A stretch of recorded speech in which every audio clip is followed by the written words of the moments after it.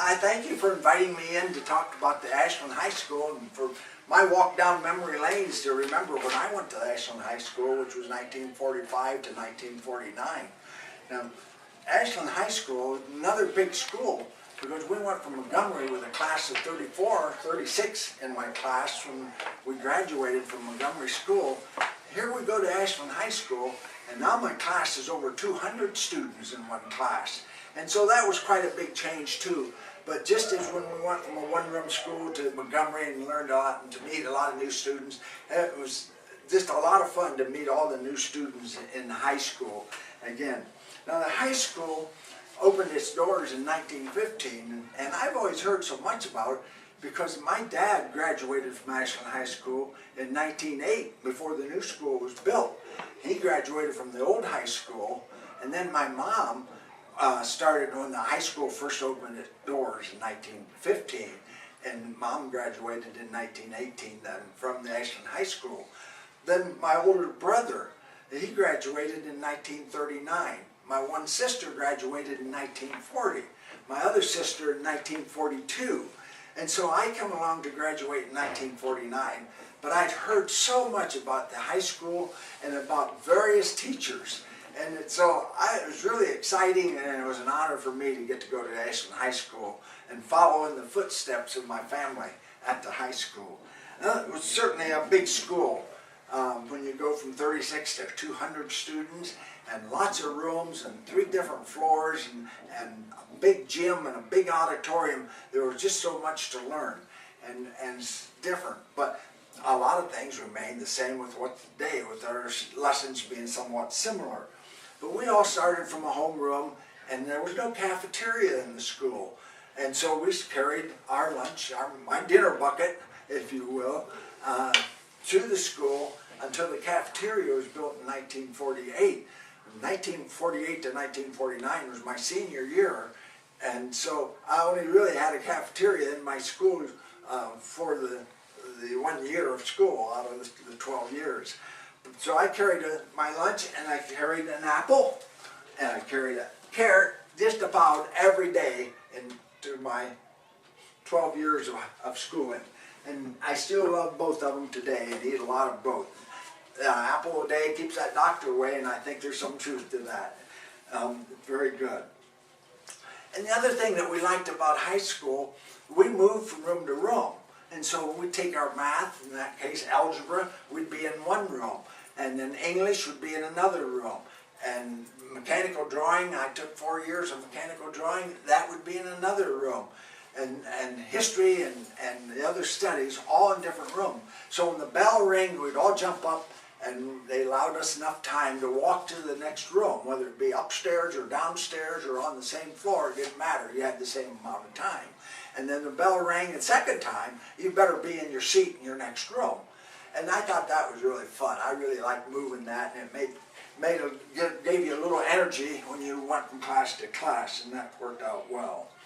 But by that time, by the time I'm in high school, and I was in high school in 1945 to 1949, I was working on 2 different farms plus another job, and so I couldn't play sports. I was too involved.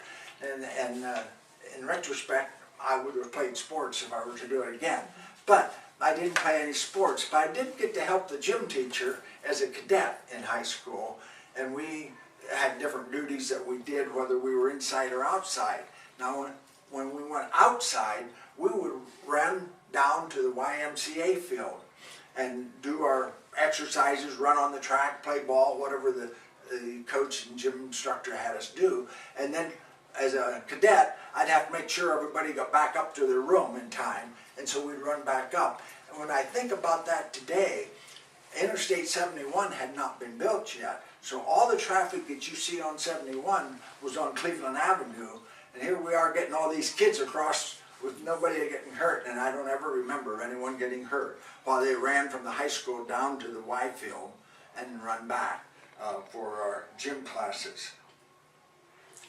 The other thing in high school that I really enjoyed, and they still do, are the assemblies. We have different speakers and music assemblies.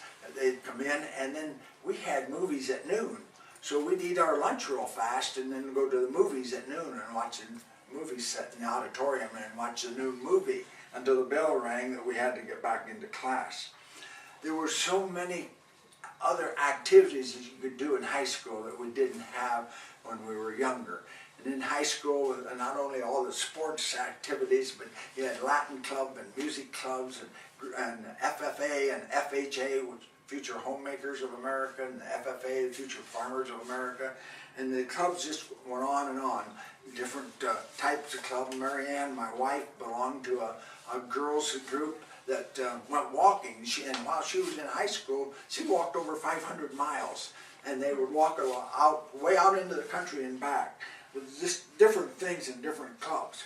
But in high school, just as there is today, same as then, lots of homework for the different classes. And you had requirements, so we had to meet with so many years of math, so many years of history, which was 2 for math and history, and 3 years for English. So we had to meet those requirements and get a credit for those schools. And each one had lots of homework.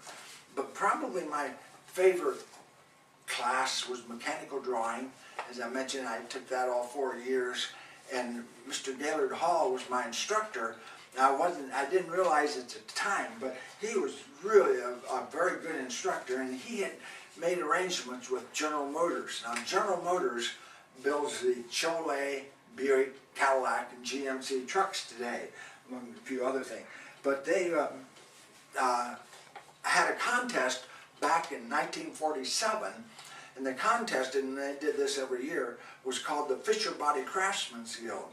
And Mr. Gaylord Hall, my mechanical teacher, asked to get if any of the students would like to enter that.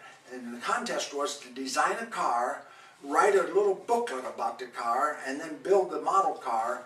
General Motors would send you a block of wood to carve the car out of. And so, because of Mr. Hall, I designed and built a car and wrote. And about 2 months later, I heard that I won. And I won a trip to Detroit, and I won a dinner and a banquet, and I won $100, which seemed like a lot of money at the time. If you put that in a computer, that 100 comes out to like 1,000 today. And so I won the award, and the man that's presenting my award to me, and I'm standing there with my mother holding the little model car, is Mr. McLean, Vice President McLean. 5 years later, he was the man responsible for bringing out the Chevrolet Corvette. So he was responsible for the vet. But we won. My car was 1947. It looked like more like a car of the 60s or 70s. Wraparound windshield, wraparound bumpers. And my description on the interior was that the driver had switches up overhead, and the instrument panel was somewhat like an aircraft instrument panel, since I liked airplanes.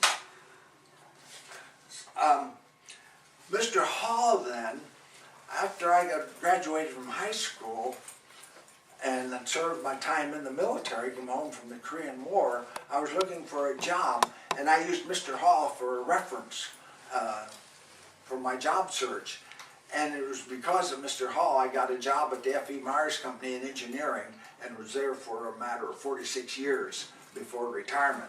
So school teachers are not only very helpful while you're in school, they can be very helpful afterwards. And when you think back about your school career, I can name every teacher I've had from the first grade clear through, because they were so helpful to me. And in high school, just like grade school, we rode a bus. But kids in town, they walked to town, and a few mothers would drop them off. But mostly the kids walked or rode a bike. But when I was in my sophomore year at high school, the rage was to have a motor scooter. Everybody wanted a motor scooter. So there was well over 100 motor scooters in high school. And my sophomore year, it was a warm winter with not much snow, if any. And I rode my motor scooter to school every year and did not ride a bus. That's good.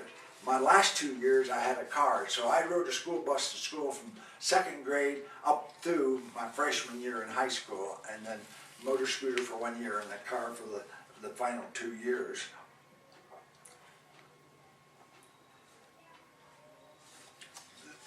in conclusion of my high school days, it's just that you realize that maybe we don't study as hard as we should, and when you get out of school, you think about that, and almost everybody I've talked to got better grades in college than what they did in high school because they settled down and worked a little harder.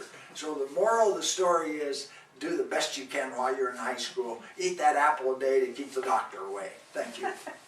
Now, I do have a question. When you were there, the shop was there, right? Yes. And it talks in built some of the articles, it talks about how that was a really big deal for them to build that shop, and that they put machinery in there for the war effort. And I wasn't real clear on what that meant. Do you know? Well, yes and no. The shop was built in 1939, and machinery for the war effort.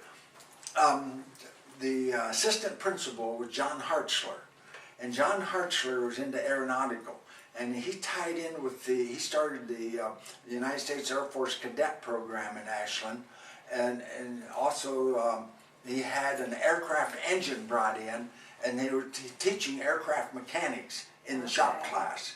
That might be one reason why. Right. So and then the other thing was the FFA students could bring in their farm equipment and repair it and keep it in production to keep the crop production up for the war effort.